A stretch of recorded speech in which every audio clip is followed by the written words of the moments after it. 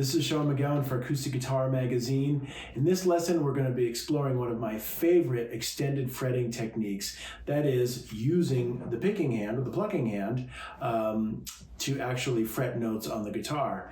This is a lesson that first appeared in acoustic guitar 20 years ago, and we're kind of reprising this lesson, and I think it's a really cool technique that I hope you'll find useful in your playing and in your writing. So let's just dive in and check this out. So as I mentioned before, this is an extended fretting technique. If you're right-handed like I am, sometimes I call this right hand fretting. And basically, the technique itself is very similar to what you might use when using an artificial harmonics technique or even tapping, but it's slightly different because what I feel is that it retains the texture of just normally playing a chord. It doesn't sound anything that's kind of like abrasive. Tapping has a very distinctive texture or timbre, which is great, but there are some cases where you might not want to use that. So this is a little bit more of a subtle technique, and once you get the hang of just physically playing it, it's really quite a wonderful thing to just slip into your playing. And I find that it suits a few different purposes. Number one, it allows you in standard tuning to get a real enormous widespread voicing. So kind of like a voicing a piano player might play. You'd imagine, if you were playing piano, you've got 10 fingers, 2 hands, and the full range of the keyboard. So what this technique does is allow you to expand voicings that would otherwise be impossible with just the fretting hand alone in standard tuning. A second thing that it does is it allows you to play very close, tight intervals, and these are sometimes called clusters. So a cluster is an interval of a major or a minor second, a half step or a whole step away adjacent. And those are not very common on guitar in standard tuning again. So this technique will allow you to play both of those. So we're going to go ahead and work through these examples, and let's start off by just exploring this technique with example 1 with kind of a nice spread voicing. So you'll see in example 1, the fretting hand is just playing a very standard C major 7 voicing. But then we have a high D, which is an extension. It's a ninth, way up here on the 10th fret E string. Now there's no way that you can play that obviously with one hand. So what we can do is fret that. So assuming that you're playing fingerstyle, which is what I recommend to use for this technique, I take the index finger and I just take the fingertip, just like I would with my fretting hand, and this is actually fretting down, so you're pressing down on the note. This is where it differs from the harmonics technique, and you want to press down with your index finger, kind of equidistant between the 2 frets there, just like you would with your left hand, but now you're using your right hand index finger. So once you're pressing the string down, then you can use the thumb on your plucking hand to strum the strings. So if we were to play those one at a time, notice I have my left and right index finger fretted down, and now I'll just strum the notes. One at a time would be. You can also use the pinky on your plucking hand to follow up with that note. So you might want to use the thumb for the bottom strings and then follow that up with the pinky. So again, you can arpeggiate those or play them all together as a strum. And you'll notice it sounds, the texture is so similar that you wouldn't know that you were doing an extended technique unless you actually saw, me do it. If you just heard this, it sounds like it's just like this, regular strummed note. So the whole premise behind this technique is that the texture is the same as just strumming or arpeggiating a regular chord. So example 2 and example 3 just illustrate a couple of really nice kind of spread voicing chords. And spread, by the way, just means voices, one or more voices or notes that occur outside the octave or even 2 octaves. It's kind of a spread voicing. So you can think of it as like a piano voicing. So example 2, it's kind of an E6-9 voicing. We've got kind of a voicing built in fifths with the fretting hand,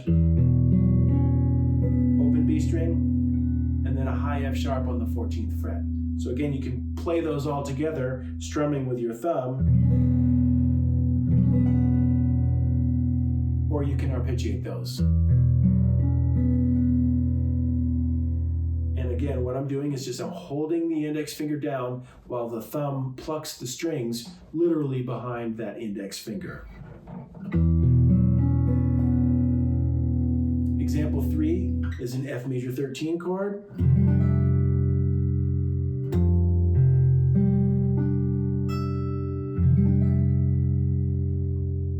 So you can see you get some really nice textures and some pianistic light voicings. A lot of fingerstyle players would play some of these voicings using alternate tunings, but you can, with a little bit of practice, you can get very, comfortable with this technique, and it sounds very natural. You can play some really interesting chord voicings as illustrated in examples 4, 5, and 6. Those are labeled 4-way close voicings, and basically what those are again, piano type voicings. They're very easy to play and very commonly used on the piano. But if we take a look at the first chord of example 4, it's a C major 7 in root position. That one we can play with a fretting hand, no problem, because there's not much of a stretch. But that's in root position, so the notes are low to high, root or 1, 3, 5, 7. But as soon as we go to an inversion, the first inversion with the third, look at now we have the third, fifth. I mean, it's barely possible to play and certainly not practical. So what you can do now is use the index finger on the plucking hand to actually fret the note.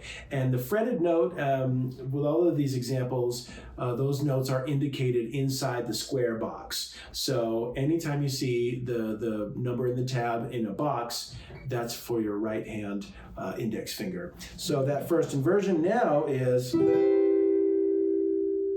we have this very beautiful harp-like voicing. We can move down to the next octave for the second inversion, which is here. And then finally the third inversion. So again, I'm just fretting the notes, 5, 5, 3 in the tab. It's a C major triad with the 7th, the B natural, and the D string with my index finger on the other hand. Strum them with a thumb, and it sounds very much like a piano. Example 5 is the same exact strategy, now with a C minor 7 voicing. Now this one's got a little bit of a spread. You could play it with just the fretting hand, but it's a little uncomfortable, so I think it's easier to just actually play the root position using this extended technique. So our first chord is root position, followed by first inversion. Maybe we'll move down and even change string sets for the second inversion. But you can see it's the exact same technique. And then finally back up to the top 4 strings for the third inversion. Example 6 uses the same technique and approach for C dominant 7th chords. Root position, first inversion, second inversion, and then finally with the 7th in the bass. So again, you can just kind of strum. You can arpeggiate low to high, or you can even create a pattern that kind of moves back and forth between the notes, as example 7 shows. So in this case, we have, it's kind of a D13 chord, more or less. It's like a C over D. So that's just a C triad, the D in the bass. However, we have the note of a B, which is a 13 to D, over here on the 9th fret D string. So now if we played it together, we have this. Again, you can see that's a voicing that would just be impossible to play with one hand. Not too bad on piano, and in fact very common, but to get that type of sound with a cluster as well as a little bit of a spread, we can use this extended technique. So example 7 showcases just using a different pattern.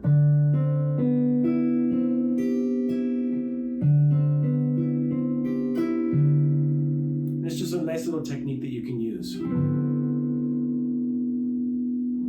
Okay, moving on to examples 8 and 9, now we can utilize 2 fingers on the plucking hand to get some of these nice cluster effects. So if we take a look at the first chord in example 8, that's a D minor 9.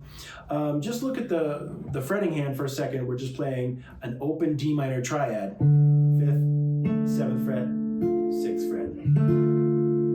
Now we're going to use, there's 2 numbers in the box, so that means 2 fingers on the plucking hand, and the same thing, you just point those over the frets, press down, and now that they're fretted, you can just test it to make sure the note is nice and clear, and then strum the whole thing together.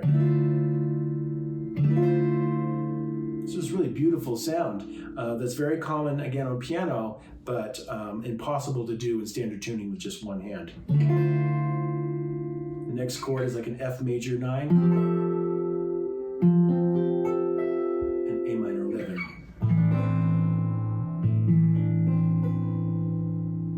So you can use this technique maybe as part of a song.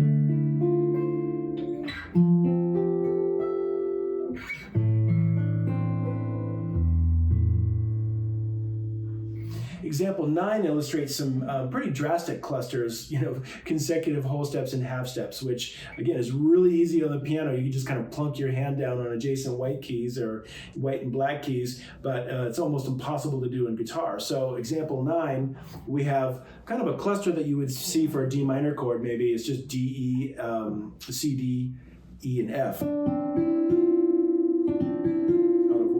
So this is where I might use the pinky to do a reverse strum, something like this. That's kind of nice. The second chord, it works really well.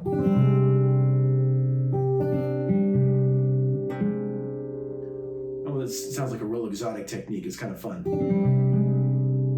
And then the third chord is basically like a D minor chord with a 9th embedded between the 4th and the 3rd.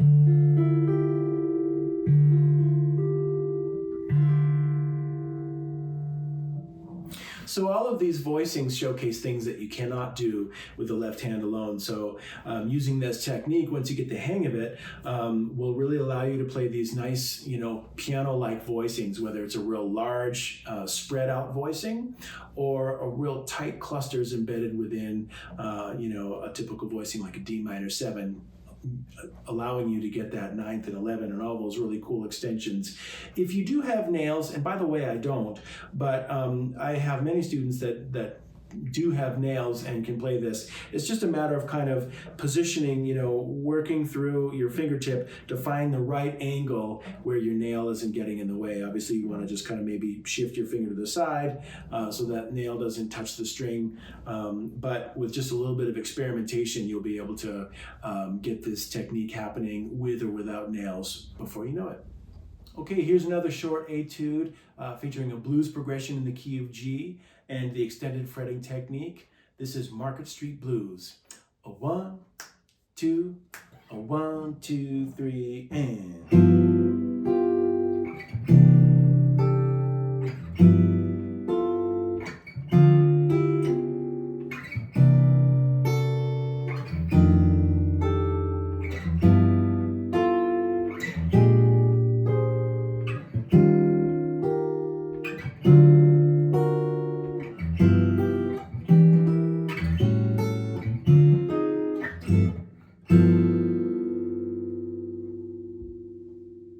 Okay, here's a short etude demonstrating this extended fretting technique. This is Early Morning.